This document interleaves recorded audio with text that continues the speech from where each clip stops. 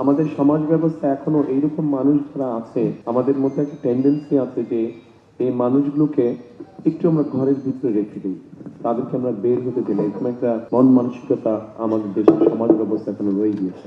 তবে যে মানুষগুলো আজ এখানে উপস্থিত, যাদের আমরা গান শুনলাম, যারা বিভিন্ন বক্তব্য রাখলেন, কবিতা বললেন, এর থেকে পরিষ্কার বোঝা যায় আমরা যারা সুস্থ স্বাভাবিক আছি বিভিন্ন দৃষ্টিকোণ থেকে, তাদের অনেকের থেকে এই মানুষগুলোর মধ্যে অনেক গুণ আছে যেটা আমাদের অনেকের মধ্যে নেই।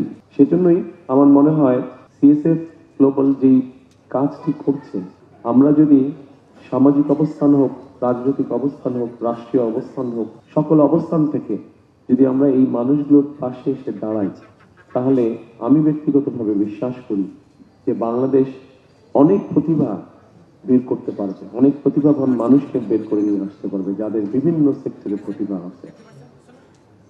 আমরা খুব যে বেশি কিছু করা প্রয়োজন তা না, শুধু এই মানুষগুলোকে একটু সুযোগ করে দেওয়া যাতে তারা দুনিয়ার আলো বাতাসে আমাদের আর 10 জনের মতনই স্বাভাবিকভাবে কম বেশি চলাফেরা করতে পারে।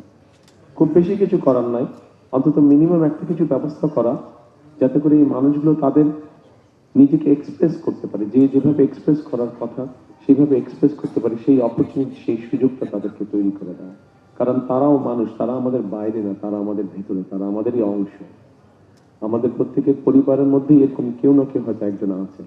সেই জন্যই আমাদের আসুন আজকে এই অনুষ্ঠান যারা দেখছেন, আমাদের সকলের মনের মধ্যে আমরা একটি শপথ নেই বা প্রতিজ্ঞা করি যে আগামী দিনগুলো আজকের পর থেকে আগামী দিনগুলোতে এই ধরনের মানুষ যারা আছে, প্রতিবন্ধী মানুষ যারা আছে, আমাদের আশেপাশে যারা আছে, আমরা যে যার অবস্থান থেকে যতটুকু সম্ভব তাদের পাশে এসে দাঁড়াই, তাদেরকে আমরা সহযোগিতা করি।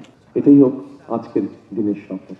এবং পরিশেষে আবারও যে মানুষগুলো আমাদেরকে মাত্র গান শোনালো, যে মানুষগুলো কষ্ট করে উপহার তৈরি করে নিয়ে এসছে আমার জন্য এবং ডক্টর জুবাইদার জন্য, তাদেরকে আমি আন্তরিকভাবে ধন্যবাদ জানাই।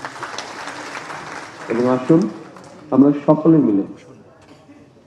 সকলে মিলে একটা বাংলাদেশ গড়ার চেষ্টা করি, যে বাংলাদেশে কম বেশি প্রত্যেকটা মানুষের একটা মর্যাদা তৈরি হবে, আত্মমর্যাদা নিয়ে প্রত্যেকে বেঁচে থাকতে পারবে, সেরকম একটা বাংলাদেশ গড়তে আমরা চেষ্টা করি।